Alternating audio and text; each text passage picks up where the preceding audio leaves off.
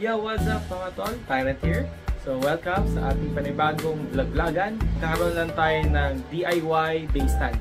So, natin patagalin. Maraming tumulong sa akin kung ano ba talaga yung tamang sukat o yung official sukat ng paggawa ng base stand. No? Kung tinatanong nyo kung ano yung base stand, ito yung pinagpapatungan lang ng ating stadium.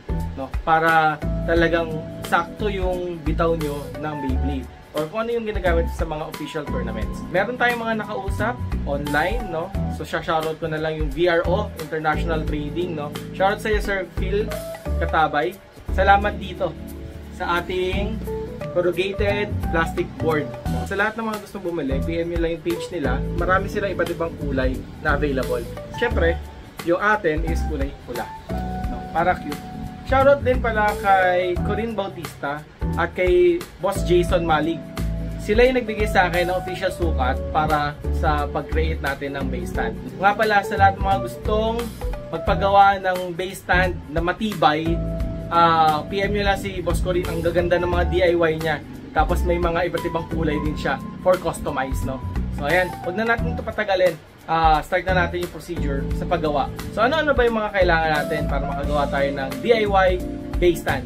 So una sa lahat, kailangan natin ng corrugated plastic. Ito yung mga knockout natin. At meron tayong 5 panels. Yung first panel natin, ito yung pinaka board. Ito yung parang pinaka table niya. So ang size nito is 75 by 54.5 cm. Tapos meron tayong dalawang panel na 75 cm at 40 cm. Meron tayong dalawang 54.5 cm by 40. So meron na tayong corrugated box. Ano ba yung mga kailangan natin? Nagamit tayo ng hinges or bisagra. Zip tie, no? Cable tie. Ito yung magsaserve as banding para dun sa board to bisagra. Kailangan natin ng pambutas. Kailangan din natin ng ruler at kailangan din natin ng pencil, marker para sa tamang sukat. So, panoorin nyo na itong gagawin natin. Let's go!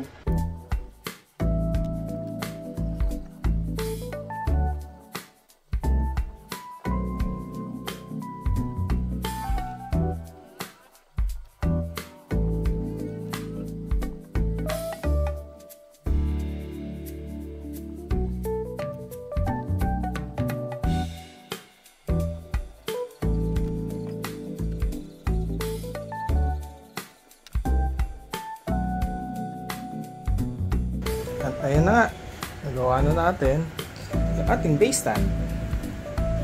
So, ganyan yung paggagawa natin. Meron lang siyang lock sa gilid para tumibay siya. Tapos ayan yung hinges. Ayan, diba? Tapos yan, 10 cm yung inner height. Stadium. Ayan. Ayan, okay na. Goods na yan. Samahan mo na to sa gilid, diba? Pwede na. Pwede na natin testing. Paglabanin natin itong dalawa.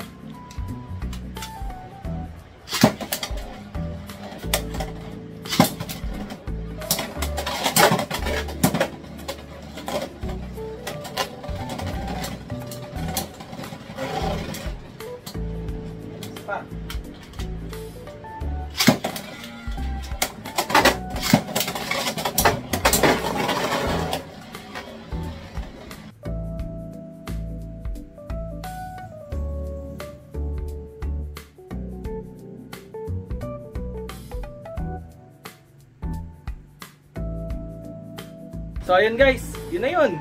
Maraming salamat sa lahat ng mga nanood, no. Ganun lang siya kasimple. So kita na lang tayo sa susunod na vlog, no. Bye.